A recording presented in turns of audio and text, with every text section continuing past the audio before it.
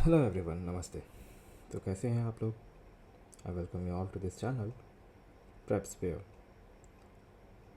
मैं दीपक दत्ता, और thermal power plant professional. जैसा कि आप सभी जान रहे हैं, आरआरबी जेई की नोटिफिकेशन के बारे में, और साथ में आरआरबी जेई का प्रिपरेशन इन मैकेनिकल सीरीज़ लेके आए हैं। थर्मोडायनेमिक्स की कल पहली क्लास थी, जहाँ पे हमने सीखा था सिस्टम क्या होती है, surrounding and all these are types of system. ये हैं आपके types of system. Control volume and control surface हमने पढ़ा हुआ था। आज देखेंगे दो चीज़ें जो इम्पोर्टेंट है। एक है मैक्रोस्कोपिक एंड माइक्रोस्कोपिक।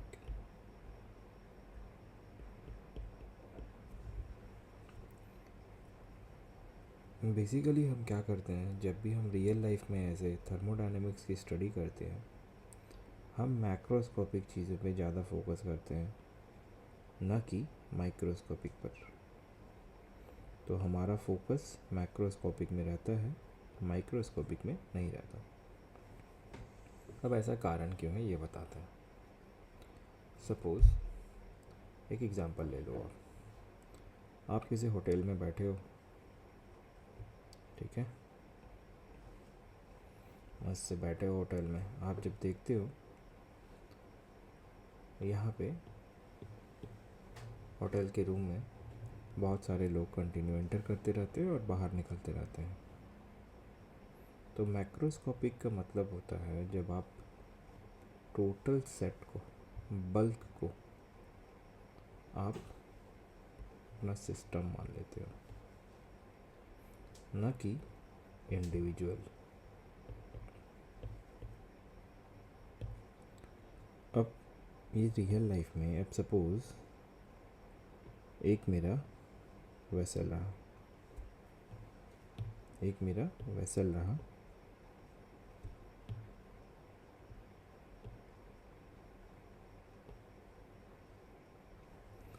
इस वेसल को हमने पानी से फिल कर दिया।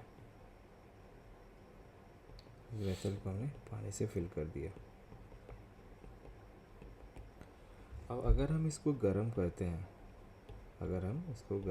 हैं कैंडल के थ्रू से, तो जब हम फोकस करते हैं इस पूरे बल्क पे, ये जो इसके अंदर पे है, तो इसको हम मैक्रोस्कोपिक वे में ऑब्ज़र्व करते हैं।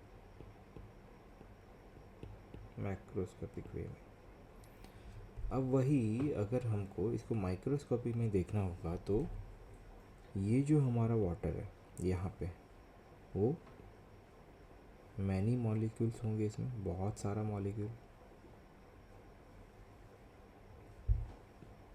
बहुत सारे मॉलिक्यूल्स होंगे।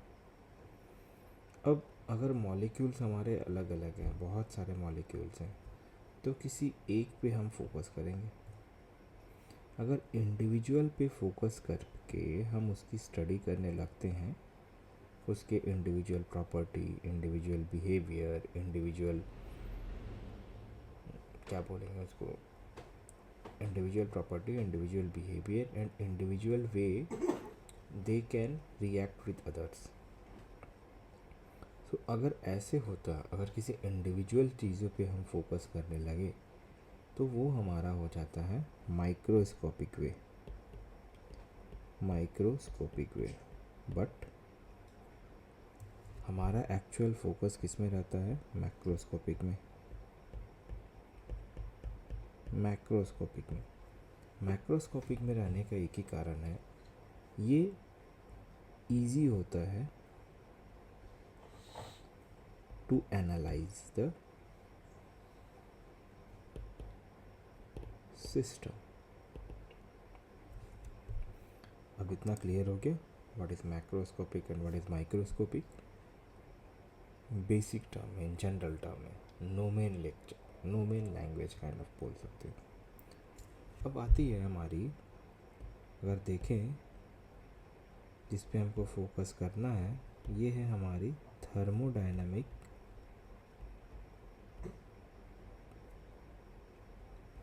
प्रॉपर्टीज।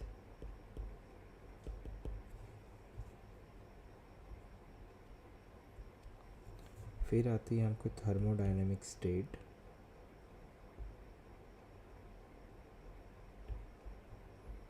Thermodynamic states. फिर आती है हमारी thermodynamic cycle, thermodynamic process, thermodynamic process.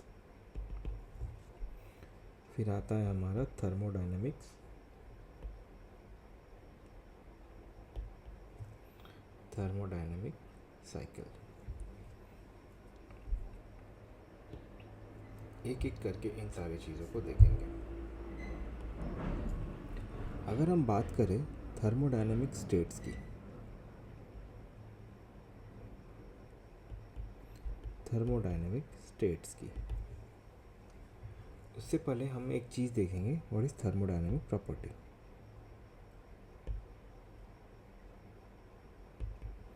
Thermodynamic properties. Properties मतलब अगर सपोज किसी एक चीज़ को, कल हमने सिस्टम पढ़ा, सपोज मान लो आपने थर्मोडायनेमिक्स की बुक ले ली, थर्मोडायनेमिक बुक ले ली लाइब्रेरी में। सेम एग्जांपल लेते हैं, ये हमारा सिस्टम हो गया।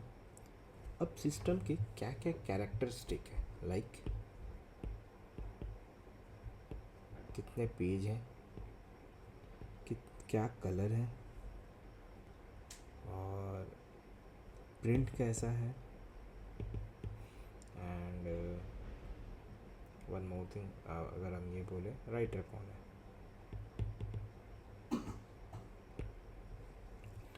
तो अगर हम किसी भी सिस्टम का कैरेक्टरिस्टिक को ऑब्जर्व करने लगे, किसी भी सिस्टम के वेरियस कैरेक्टरिस्टिक पे अगर हम फोकस करें, तो जो हमको मिलती है वो हमारी प्रॉपर्टी होती है। प्रॉपर्टीज मैटर करता है इसी चीज़ों पर, कि उसका कंडीशन कैसा है, फिजिकल कंडीशन कैसा है, किस वे में हम उसको रिप्रेजेंट कर पाएंगे, काइंड ऑफ दीज थिंग्स।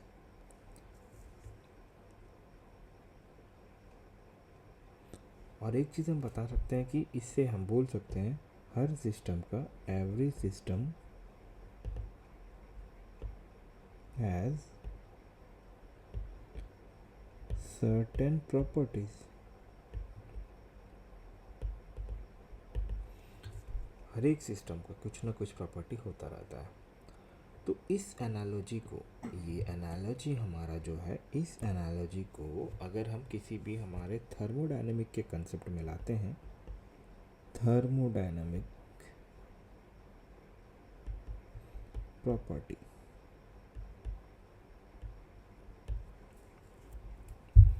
तो सपोज यहाँ पे हमने एक वेसल लिया, पानी रखा है, तो हमारे लिए इसमें सिस्टम क्या हो जाएगा, हम फोकस किस पे कर रहे हैं, a vessel filled with water, filled with water and open to atmosphere।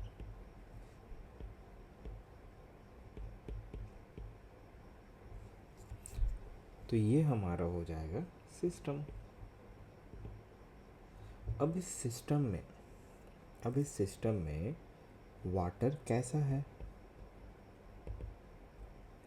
Water में कुछ मिला है या नहीं, वाटर कैसा है, वाटर में कुछ मिला है या नहीं, वाटर का टेम्परेचर कितना है, वाटर कितने प्रेशर पे है, वाटर हीटेड है कि नहीं, ये सारी चीज़ें जब हम देखेंगे ना, देन हम बोल पाएंगे कि ये हमारा थर्मोडायनेमिक प्रॉपर्टी है इस सिस्टम का। So thermodynamic property is nothing, it's just a characteristic of any system. We know that system is a quantity of matter or region of space on which our focus or our attention is there. इसको mind में रखते हुए हम define कर सकते हैं thermodynamic state को। Thermodynamic state को, तो इसका भी एक एनालॉजी ले लेते हैं। सपोज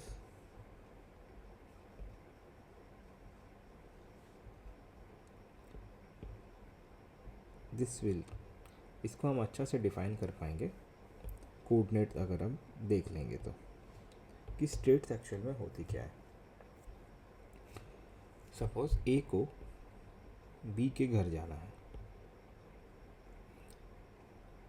ए अल्टीमेटली एक बाय ट्रेन से स्टेशन में उतरा, ए स्टेशन में खड़ा है और बी का घर ए के घर से कुछ दूरी पर है।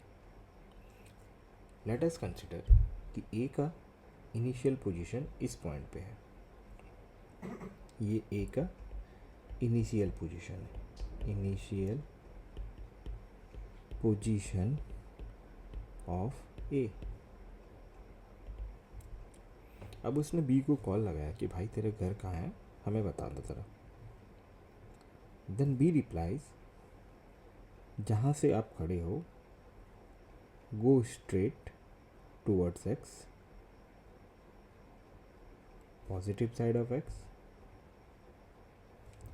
Then take left,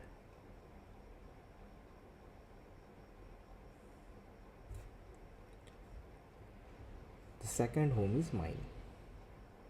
Okay, this is initial position and this one is final position, this one is final position।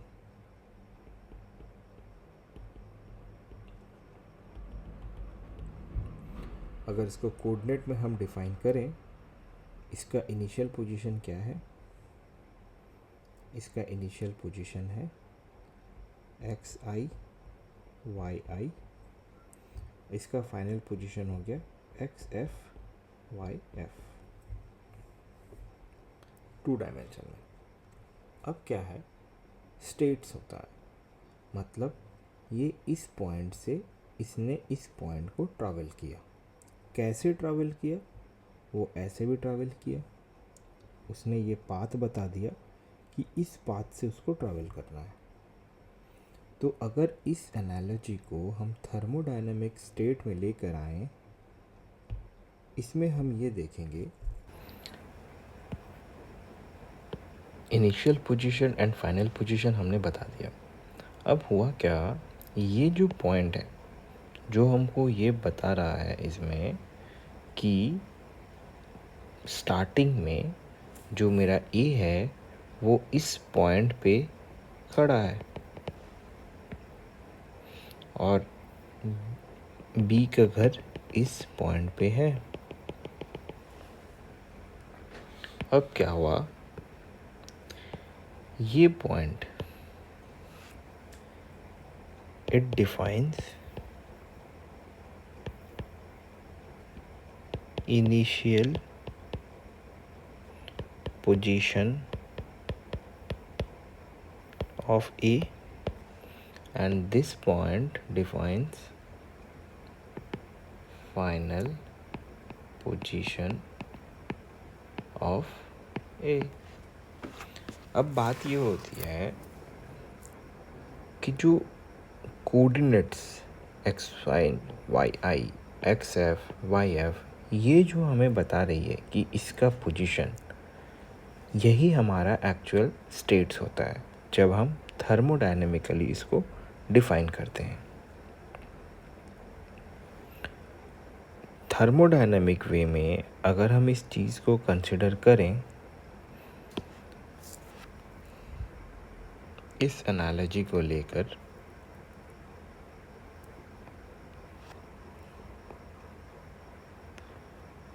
एक ग्लास है, ग्लास में पानी डाल लिए,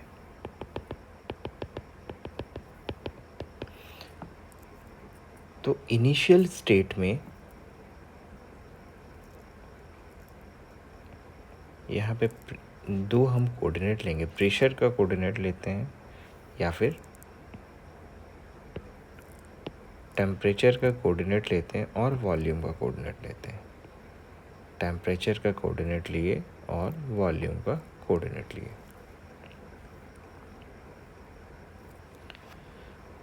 हमारा फोकस सिर्फ और सिर्फ इस ग्लास पे होगा, सराउंडिंग पे वेपर है क्या नहीं है इस पे नहीं फोकस करना।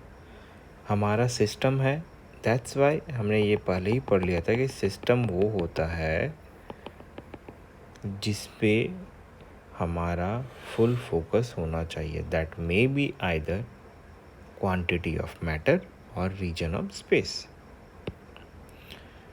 अब क्या है, इनिशियल कंडीशन में मान लेते हैं pressure equal to P1, temperature T1, volume V1।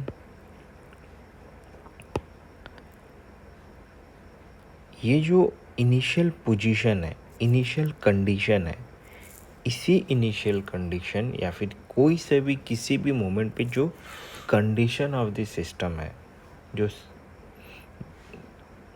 उसी कंडीशन ऑफ द सिस्टम को हम स्टेट बोलते हैं। सपोज इनिशियल में यहाँ पे है T1 V1। अब क्या किया हमने, इसको हीट कर दिया। हीट जब हम देने लगे इसको तो इसका टेम्परेचर क्या हो जाएगा, इसका टेम्परेचर, इसमें पानी गर्म होने लगेगा। अब ऐसा भी होगा कि कुछ मोमेंट में गर्म होने के बाद में आप कभी ये ऑब्ज़र्व किए होंगे कि वेसल खाली होता जाता है। वेसल हमारा खाली होता जाता है, क्यों? क्योंकि वेसल के पानी इवापोरेट होके निकलने लगते हैं। वेसल खाली हो रहा है, जैसे ही हीट करते जा रहे हैं वेसल के पानी इवापोरेट होके निकलने लग रहे हैं। अब हम ये क्या देख रहे हैं, जैसे ही हमारा टेम्परेचर बढ़ रहा है, टेम्परेचर बढ़ रहा है, वॉल्यूम क्या हो रहा है, वॉल्यूम मेरा घटते जा रहा है, वॉल्यूम घटते जा रहा है। लाइक इस पॉइंट पे हम दे दें, ये हमारा फाइनल पॉइंट ले लेते हैं, ये हो जाएगा हमारा T2 और ये V2। तो इसको हम बता सकते हैं जैसे हमारा टेम्परेचर बढ़ रहा है, टेम्परेचर के साथ साथ ये वॉल्यूम क्या हो जाएगा, वॉल्यूम ये घट जाएगा। अब देखो, अब ये जो स्टेट चेंज हो रही है, यही स्टेट चेंज प्रोसेस को डिफाइन करती है। Change of state, change of thermodynamic state defines process। या फिर इसको ऐसे बोल सकते हैं, the process signifies the change of state of the system, change of state of the system। इस कंडीशन में अगर हम देखें तो हमने थर्मोडायनामिक प्रॉपर्टीज़ देख ली, थर्मोडायनामिक स्टेट देख लिया एंड थर्मोडायनामिक प्रोसेस क्या होती है ये भी हमने देख लिया। अब क्या है, थर्मोडायनामिक साइकिल। ये प्रोसेस डिफरेंट टाइप्स ऑफ होते हैं, इसको भी डिटेल में जाएंगे और इसको देखते हुए रहेंगे। क्या होता है, यहाँ से जो यहाँ वो स्टेट चेंज करता है ना, इसके वेरियस पाथ होते हैं, जो आइदर वो ऐसे ऐसे घूम के ऐसे जाएगा या फिर ऐसे ऐसे ऐसे ऐसे जिगजैग में जाएगा। जिस भी वे में जाएगा, जिस भी वे में जाएगा वो हमारा प्रोसेस को डिफाइन करेगा कि इस प्रोसेस से ये स्टेट हमारा चेंज हुआ है। इस प्रोसेस से ये T1 V1 स्टेट से T2 V2 स्टेट में गया है. This is what we call thermodynamic process. अब थर्मोडायनेमिक साइकिल क्या होती है? अगर हम बात करें थर्मोडायनेमिक साइकिल की,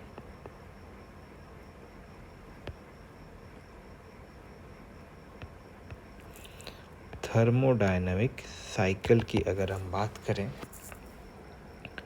अभी तो हमने स्टेट समझ लिया, प्रोसेस समझ लिया एंड प्रॉपर्टीज़ को समझ लिया. अब क्या है, सपोज़ मान लो मेरा बॉडी कोई सा भी एक सिस्टम इनिशियल में मेरा इस स्टेट में है. सपोज़ ये P है, ये T है, इसका है P1 और T1, ये मेरा एक स्टेट है. अब क्या है, ये इस स्टेट को गया, ये P2 और T2 इस स्टेट को गया. ठीक है, मान ले कि इसने ये वाला पाथ फॉलो किया. कब? जब हम इसको हीट किए, जब हम इसको हीटिंग किए, हीट प्रोवाइड किए, तब ये पाथ फॉलो किया. अब क्या होता है, हीट करने के बाद हम इसको नेचुरली क्या होता है, कूल होने देते हैं. जैसे ही नेचुरली कूल होने देते हैं, हम देखते हैं कि ये ऐसे पाथ में वापस आ रहा है, कोई सा भी कर्व पाथ में. मतलब क्या हो रहा है, अगर फर्स्ट हमने क्या किया, फर्स्ट हमने हीट किया, सेकंड हमने क्या किया, नेचुरल कूलिंग किया. हमने नेचुरल कूलिंग, तो कभी हवा तेज बही तो ज़्यादा ठंडा हुआ, कभी हवा नहीं बही तो कम ठंडा हुआ. तो इस वे में, नेचुरल वे में हमारा कूलिंग हुआ. तो अगर इन दोनों को अगर हम कंबाइन करके देखें प्रोसेस में, तब हम क्या देखते हैं, इस स्टेट से हमारा शुरू हुआ तो था, बट हीट करने के बाद में वो फिर से हमारा वापस इसी स्टेट में आ गया. मतलब क्या है, एक क्लोज्ड साइकिल बनाया, एक क्लोज्ड पाथ कवर किया. उसमें क्या है, इनिशियल पोजीशन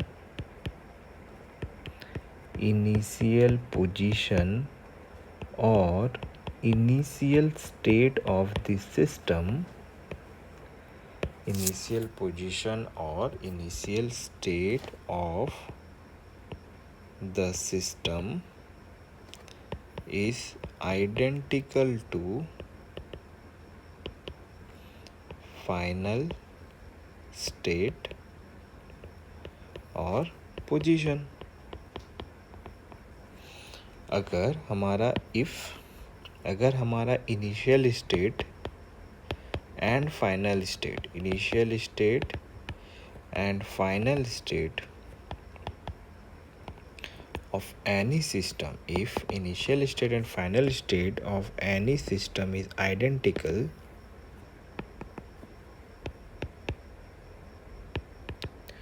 तो हम क्या बोलेंगे कि भाई ये एक thermodynamic cycle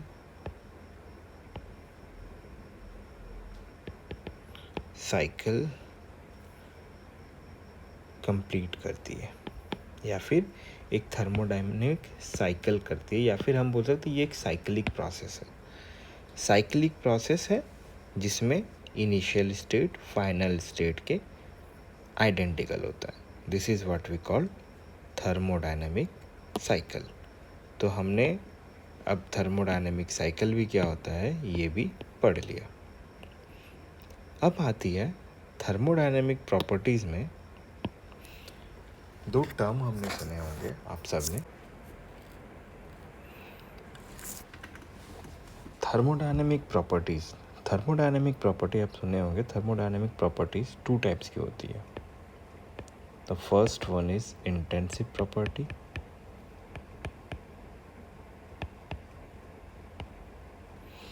and the second one is extensive property.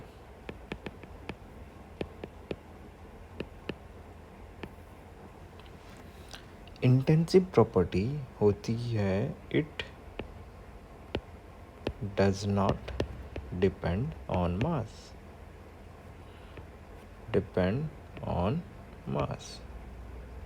या फिर आप इसको इस वे में भी कर सकते हैं, independent of mass, independent of मास।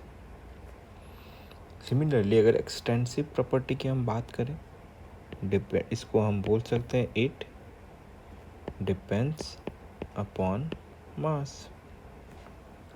अब होता क्या है ना, इसको याद रखने का एक ही तरीका है भाई। देखो, इंटेंसिव में आई एन है पहले और इंडिपेंडेंट में भी आई एन है, तो इतना याद रखना, intensive properties are independent of mass, extensive properties depends upon mass. तो अगर एग्जांपल देखें, सपोज एग्जांपल पहले हम ले लेते हैं, फिर एक एक एग्जांपल को समझाएंगे। प्रेशर, टेम्परेचर,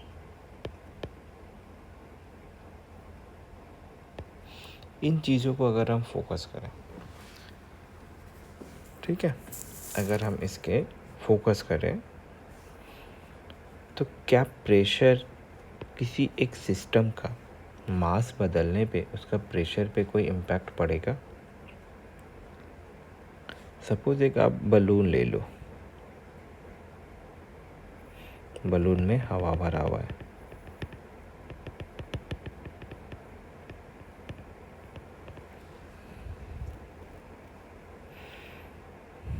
ठीक है,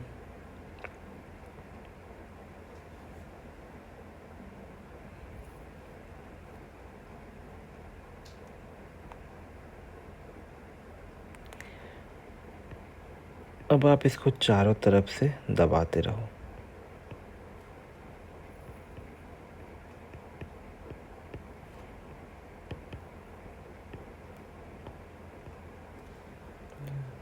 अब क्या करो, ये हवा, सपोज आपने कुछ अमाउंट ऑफ फोर्स लगाया,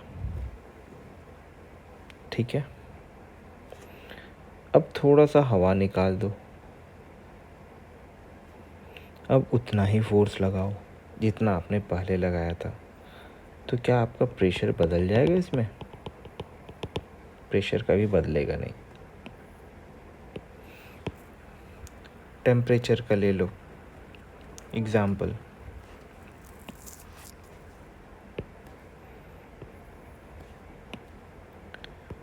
अगर मैं ये रॉड एक लेता हूँ, इसको थोड़ी देर में हीट कर देता है, हीट करते हैं इसको 50 डिग्री सेल्सियस से लेकर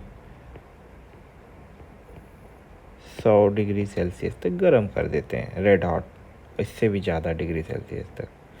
अब बात बताओ, अगर हम इस रॉड को काट देते हैं, यहाँ इतना छोटा सा कर देते हैं और इसको फिर भी हम हीट प्रोवाइड करते हैं, तो क्या ये 50 डिग्री या फिर 100 डिग्री या 300 डिग्री नहीं पहुँचेगा? ऑब्वियसली पहुँच जाएगा। मतलब क्या होता है, टेम्परेचर मास पे डिपेंड नहीं करता है। सिमिलरली प्रेशर मास पे डिपेंड नहीं करता है, इसीलिए हम इसको बोलते हैं pressure and temperature are intensive property. अब बात करते हैं एक्सटेंसिव प्रॉपर्टी का, जिसमें हम एग्जाम्पल लेंगे, वॉल्यूम आता है,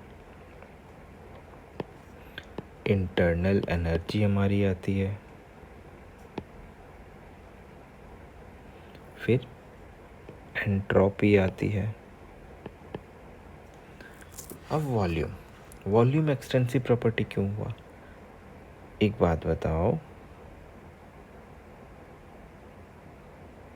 ये बलून है,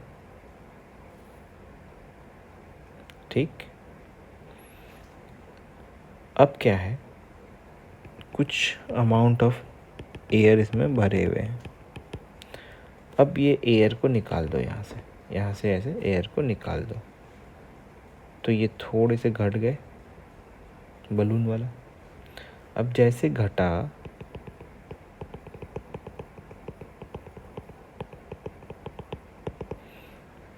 वॉल्यूम क्या हो जाएगा? सोचो, वॉल्यूम क्या हो जाएगा? वॉल्यूम कम हो जाएगा। मतलब अगर हम मास को निकाल दिए, रिमूव किए, तो हमारा वॉल्यूम क्या हो गया इसमें? कम हो गया। तो ऐसे कंडीशन को हम हमेशा इट डिपेंड्स अपॉन मास हो रहा है, इसीलिए वॉल्यूम को हम किस में लेते हैं, एक्सटेंसिव प्रॉपर्टी में लेते हैं। इसमें एक नोट करने वाली बात है कि नोट कर लेना,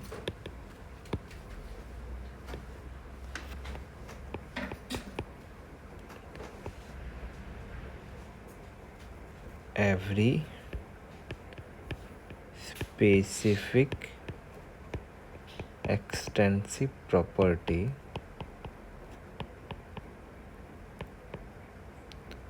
properties are intensive in nature, intensive in nature। मतलब क्या होता है, अगर हम स्पेसिफिक वॉल्यूम देखें, अगर हम specific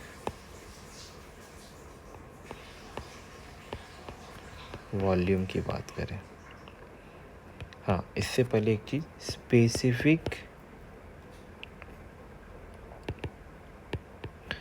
extensive property means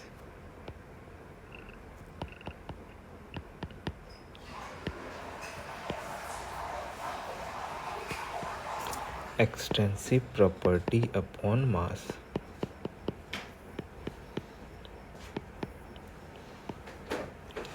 extensive property upon mass। Similarly, specific volume, if you want to define it, specific volume will be volume upon mass। Specific volume, specific internal energy, similarly you can say specific internal energy will be energy upon mass। कोई भी specific extensive property हमेशा intensive property होती है। तो हमने ये सारी चीज़ें देख ली, थर्मोडायनेमिक प्रोसेस क्या होती है, थर्मोडायनेमिक साइकिल क्या होती है, थर्मोडायनेमिक स्टेट्स क्या होती है, थर्मोडायनेमिक प्रॉपर्टीज़ क्या होती है। अब थर्मोडायनेमिक प्रॉपर्टीज़ में हमने दो चीज़ें सीखी, एक इंटेंसिव प्रॉपर्टी, दूसरी एक्सटेंसिव प्रॉपर्टी। अब एक टर्म हमने आपको बताया था, एक टर्म हमने आपको बताया हुआ था जो कि बहुत ज़्यादा इम्पॉर्टेंट है, that is concept of continuum.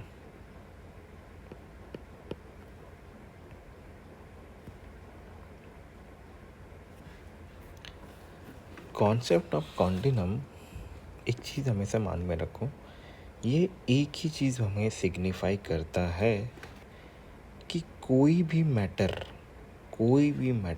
दुनिया का वो ऐसा बना हुआ है कि उसके बीच में कोई भी, उसके जो एटम्स एंड मॉलिक्यूल्स हैं जिससे वो बना हुआ है, उनके बीच में कोई भी गैप नहीं है। मतलब आप सपोज़ एक ये मेरा मैटर बना है, सपोज़ यहाँ पे कुछ है, तो इसके जो एटम्स हैं जो बने हुए हैं इससे,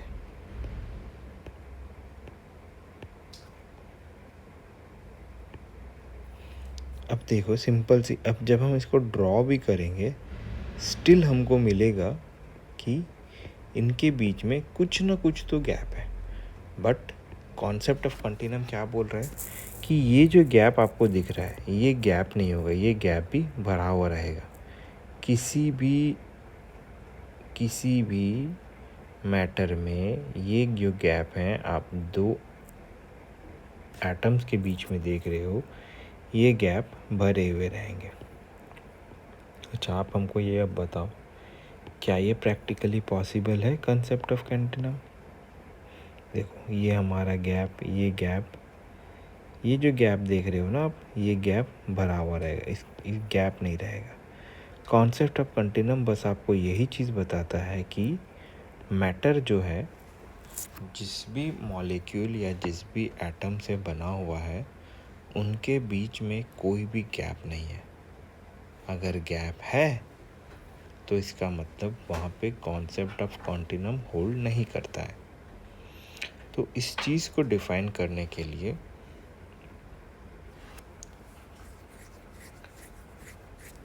कुछ एग्जाम्पल्स लेते हैं। सपोज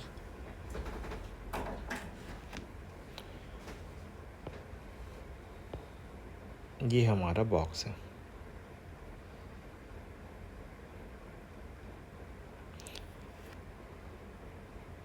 ये हमारा हो गया सॉलिड्स के केस में। अगर हम गैस की केस की बात करें, गैस के केस में ये हमको बताता है कि कॉन्सेप्ट ऑफ कॉन्टिन्यूम तभी वैलिड होगा जब मॉलिक्यूलर डेंसिटी ज़्यादा होगी। सॉलिड के केस में बता दिया, गैस के केस में बता रहे हैं मॉलिक्यूलर डेंसिटी ज़्यादा होगी। अब मॉलिक्यूलर डेंसिटी क्या होती है? Molecular density,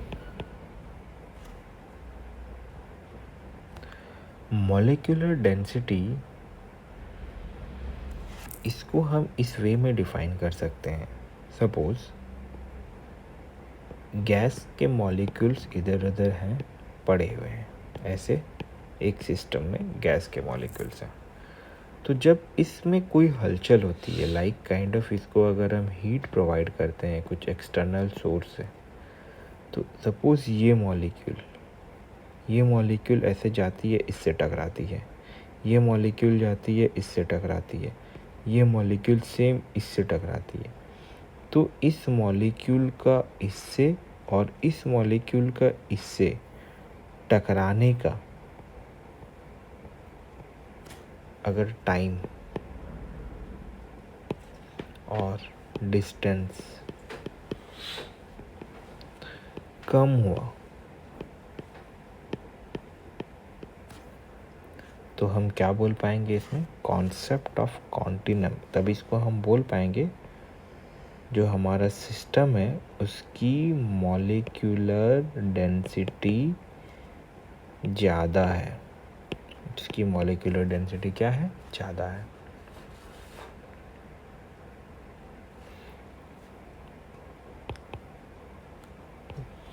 Successive collision, the successive collision between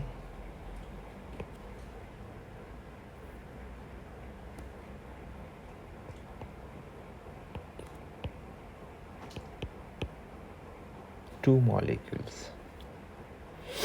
अगर हमारा successive collision between two molecule, मतलब इसका एक मॉलिक्यूल के साथ इससे टकराया, फिर ये इस मॉलिक्यूल से इससे टकराया, या फिर ये इससे टकराया या इससे टकराया, सक्सेसिव कोलिजन बिटवीन 3 मॉलिक्यूल कर दे।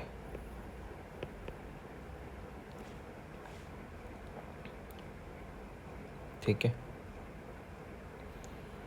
तो अगर सक्सेसिव कोलिजन हमारा जल्दी हो जाता है या फिर बहुत कम टाइम इंटरवल में होता है, then we can say that its molecular density is very high. और अगर मॉलिक्यूलर डेंसिटी हाई है देन वो कॉन्सेप्ट ऑफ कॉन्टिन्यूम को वैलिड करेगा in case of gases. Remember this, concept of continuum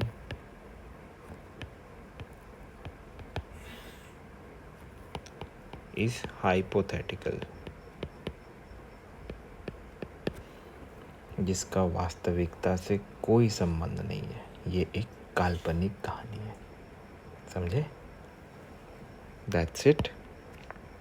ये रहा हमारा कॉन्सेप्ट ऑफ कॉन्टिन्यूम। इसको और एक होता है mean free path. Mean free path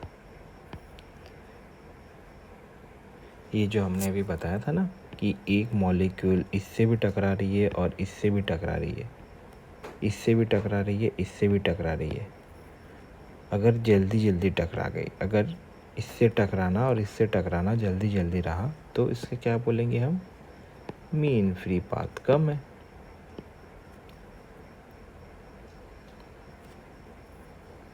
the path travelled bye a molecule between two successive collision.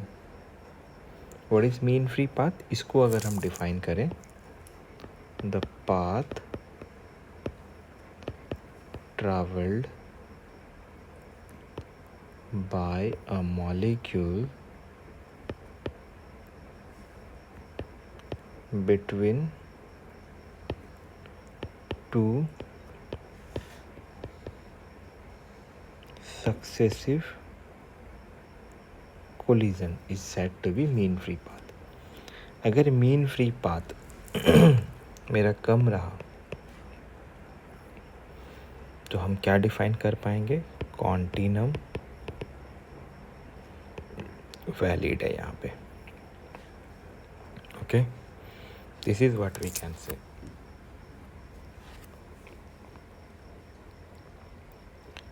सो आज का लेक्चर यहीं तक है। अगर कोई डाउट हो तो बिंदास पूछ लेना।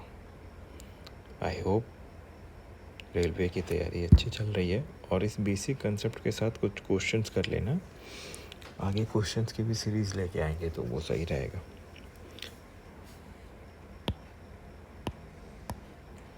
Wish you all the best.